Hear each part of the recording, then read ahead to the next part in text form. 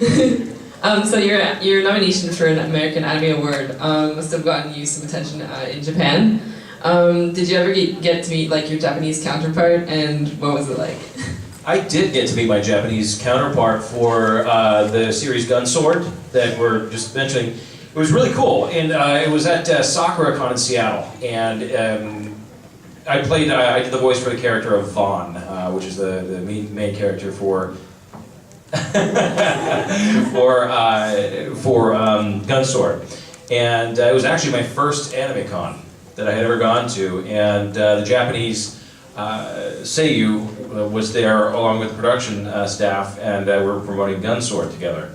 And it was really, actually quite awesome. I think it was the first time they had ever had that, at least at Sakura-Con. And it was an awesome experience because he didn't speak a word of English, and of course I didn't speak a word of Japanese. And so we got to have dinner one night, and it's he and I sitting across from the table from each other, just looking at each other and kind of nodding and.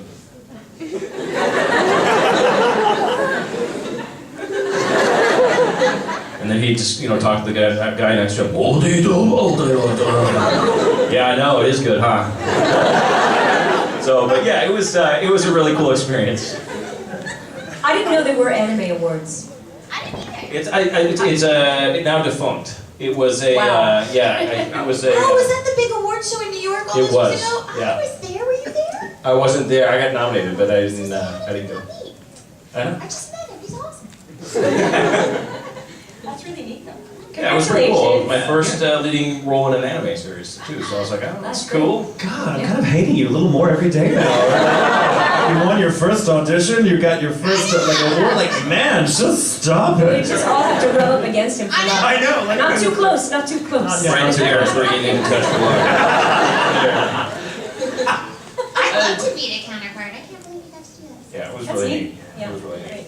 Again, that would be one of the great privileges in a way. One of those awesome things that just happens, and your hard work leads to it. But And in what other industry, but this one really, when you think about it, do you get to meet a fellow actor or actress who's shared the same role with you? Yeah. It doesn't happen very often. Yeah. Maybe on stage, occasionally you might meet someone who years ago played the role that you're currently doing, but in anything else, no, that's really well, actually, cool. no, in anime because I've been replaced quite often, so I do often meet the people who've replaced me. I mean, just to say. Well, but I guess it happens. It's the truth, Yeah, there's it does business is happen. business. And That's true. so there you go. But that's the other thing. So maybe you don't want to meet them. Yeah. But still, I don't know. I'm not. Again, don't Do we have judge to fight now? Should we? Right. Have a voice off. Right, have a voice. Sounds fun. Monica, it's been mentioned in your bio on the Otakuthon website that you've dubbed for video games as well. What's the big difference between voicing anime and voicing for video games? Well, the main difference between voicing the two is whether or not the video game came from Japan. Because if the video game came from Japan, then you still have these parameters. Like, they play for you the line in Japanese. Like, say, the Dragon Ball games. Like, when we do the Dragon Ball games, Bulma doesn't do anything but press B. Yeah, that's it. So, normally, though, what happens is you hear a little clip of the Japanese, and then you get to say it however you want to say it, but it has to be the exact amount of time or shorter than how they said it, because they're just going to plug it into whatever game it is. So that can still be a little weird, but it's not as weird as, like, flappages. Flappages. Is that a word? It is in my It is now. the mouth flaps, if you will. I like to call them flappages. I had a case of that once. But then on a We're in game, Montreal, it's pronounced flappage.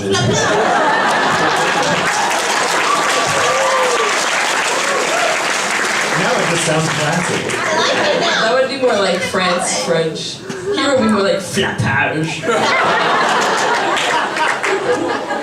Well, anyway, when you work on a domestic video game or a North American video game and you don't have flappage,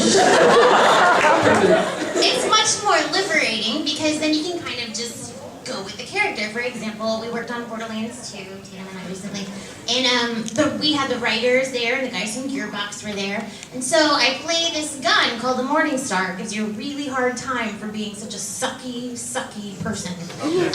So the lines are originally were just kind of like, oh, you're a bad shot, or whatever. But as we went along, because we just kind of could do whatever we wanted, we were just making stuff up. So Chris Sabat was my director, and I'm there with the writer, and I'm like, ooh, what if she talked with this like old Jewish mom kind of voice, and we threw a little bit of Paul Lynde in there. So she tried to talk like this. So, hey, what do you think you're doing here? You might have a family. Why are you gonna go kill people like that? Go outside, you fatty. You know what I mean? So we were able to just, and it became, what was supposed to be this stupid little character that maybe had 2 lines, became its own character because we had pages and pages because they thought the voice is so funny. They were like, oh, say this. Now say that. Oh, say this. So it turned into a big deal, and now I have people come up to me and get me to sign stuff because they're like, I love that gun. But that's the thing. You have the ability to take a role and make it your own and change it because there are no limitations. Sometimes you only have a picture. And they go, okay, well, this is basically your character, but you don't see them in action. You don't have any idea what they're like. And you just get to go for it. So if you have an imagination, like most of us do, it's just, all right, we'll go for it. You're going to bring me back, right? All right. So it's awesome. It's very liberating. What about you guys? Oh my god, well, I was just, you're talking about Borderlands 2, and it made me, like, it reminds me of, like, the first time I went in to play Sir Hammerlock, of course, who's really fun and flaily, and British, and a robot, and a person. It's a very complicated, very complicated person to have it all kids. And the first time I walked in for this, it was a very small character. It was going to be like a 2-hour session. And I walked in, and they showed me a character concept form, because, you know, none of the animation was done yet, which is awesome. You go and going, oh, great, they're going to animate to my voice. That's cool. And I walked in and they showed me this guy who's like wearing a bow tie and glasses, and they kind of looked like Matt Smith from Doctor Who. And one of the writers said, actually, which I'm like, this is gonna be cool. I don't know what they're gonna do, but awesome. So they walk in, because I'm a huge Whovian, for those of you that are unaware. Huge. There are rooms of my house dedicated to nothing but Doctor Who. And like, if you don't like Doctor Who, we can't be friends. But I walked in and they showed me this character concept, and this is the first time I've really done an extensive video game like this, so I'm really excited to be part of it. And they're like, so here's the thing, are you familiar at all with the show Doctor Who? And I'm like, whatever you're about to ask, I've got this. So I walked in and it was a very small part at first, but I was so ridiculous and over the top because you had the time and the space, and they were kind of writing and making up the lines to kind of suit you and what they thought was good for you, so you could improvise a little bit. And what started out as this very small character became one of the, you know, first quest givers in the game, and I got to come in for, you know, many, many, many weeks to work on Sir Hammerlock, and he's fun, and I got to say things like, Bonafide! Where else do you get to do that but in an awesome video game, right? And yeah, it was amazing. So yeah, that kind of freedom is really, really cool. It has its, I mean, sometimes too much freedom is a bad thing. But yeah.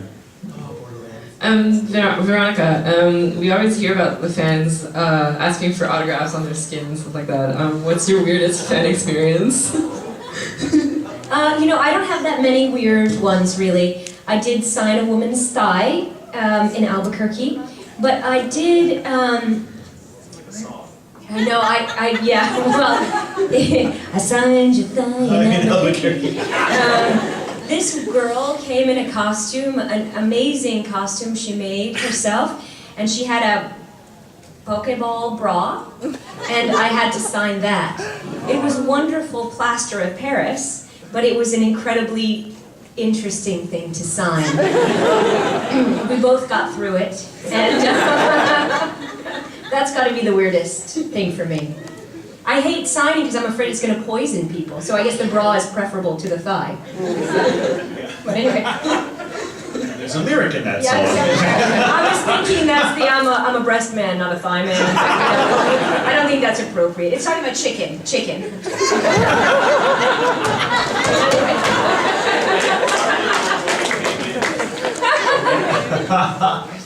Yeah, what about you guys? Anything weird?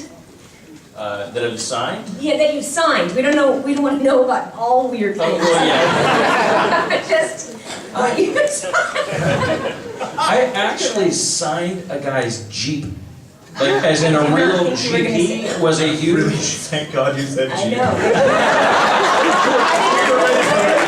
A guy's car.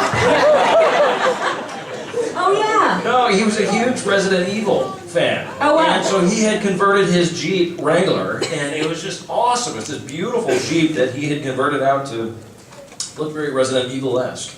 And Wow. so I actually got to go sign his Jeep, which was... Did you ride in it? No, I didn't have time You to shouldn't ride. get in the car of Yeah. strangers. I wouldn't- Especially Resident I may not be Evil. saying it right now. Exactly. Unless they have a job. Like, I'm gonna drive around the block. I had a guy ask me to sign his arm, and I'm usually like, Bronk, I'm like, I don't want to sign your skin, because God only knows what's in a Sharpie. If you get cancer years from now, it's not my fault. Yeah, their arm falls off. Right. And they'll think it's your arm because it has your name on it. Anyway. Very hairy. Anyway, he had all these tattoos, like a sleeve, and it was like very like death metal-y kind of sleeve, skulls and stuff. But he had this little space, and he's like, can you sign right there? And I was like, okay. I was like, my signature's really girly. He goes, oh, it's okay. I'm like, I really don't like signing on the skin. He goes, no, just do it. So I signed like, heart, Monica, my 6th grade girl handwriting. He got it tattooed.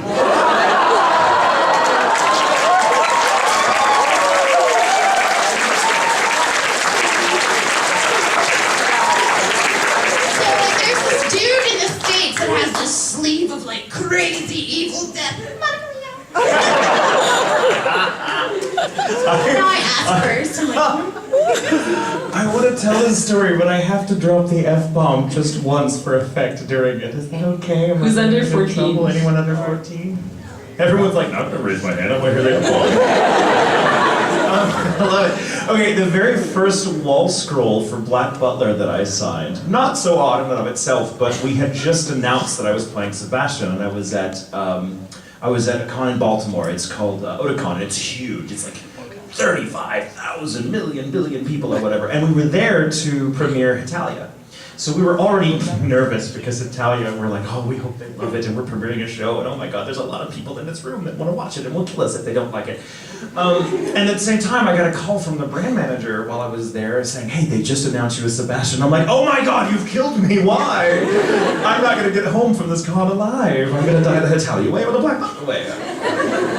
So I was really, really nervous, but people were really enthusiastic and supportive. And my last autograph signing session at this convention, this little girl who was maybe 10 years old, if that, comes through my line with a Black Butler wall scroll and has like a paint pen and a note of what she wants me to write on there and her name, and she's just adorable, and she's got this gorgeous mom with her who's just very proud of her little girl and very excited to be meeting me, and she's got this tight little voice, and as I'm writing, and I'm trying to make it special because it's the first thing I'm signing associated with the show, so I'm taking my time and talking to her, and she's going just 90 miles in a minute with this tight little voice going, oh my God, I'm so happy that you're playing Sebastian Black Butler because it's like my favorite show in the world. It's really amazing because like I watched it like years ago and like really love it, and like you would be the perfect info support. So I knew they had to get you off to and it was great. It's my favorite show, but I mentioned my favorite was actually my favorite because Sebastian's my favorite character, so you better not fuck it up. The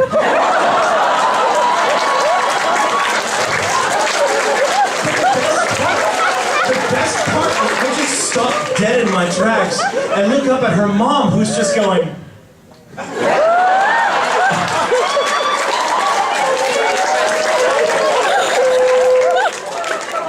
She never came back through my line to kill me, so I guess she liked it.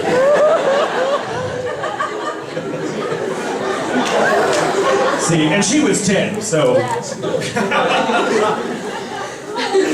Have you ever had like a role that has ever like made you feel awkward?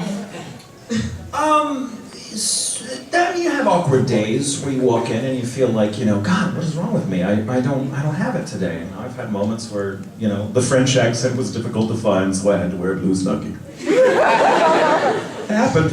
Look it up on YouTube.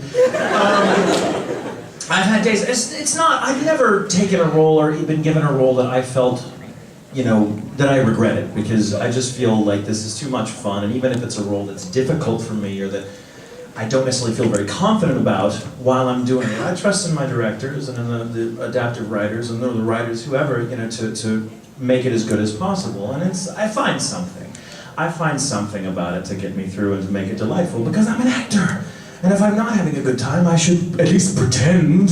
It's kind of like they say, if you're in a bad mood, you just force yourself to smile, and you do actually feel better when you do that sometimes. It works. It's the same thing. If I'm ever feeling awkward, I just remind myself that, this feeling of awkwardness is something I could use. It's part of my bag of tricks I can use as an actor to make it work. And the best piece of advice I ever got from a director was the very first thing I ever did, Rikichi in Samurai 7, was a very nervous character. He was very much kind of in his life in the place where I was as trying to voice act for the first time. He was very nervous, trying to be very heroic when he's not.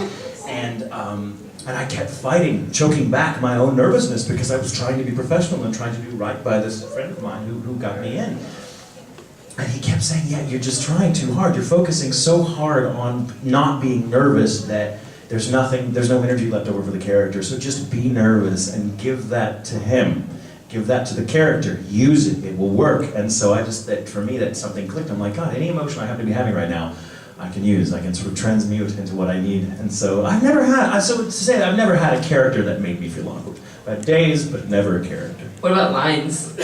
Oh yeah, plenty of those. Plenty of those, but usually because I'm like, how the hell am I gonna get to this? The what is it now, daddy line was awkward only because apparently I kept, right? Yeah, thank you, Monica, who wrote that line.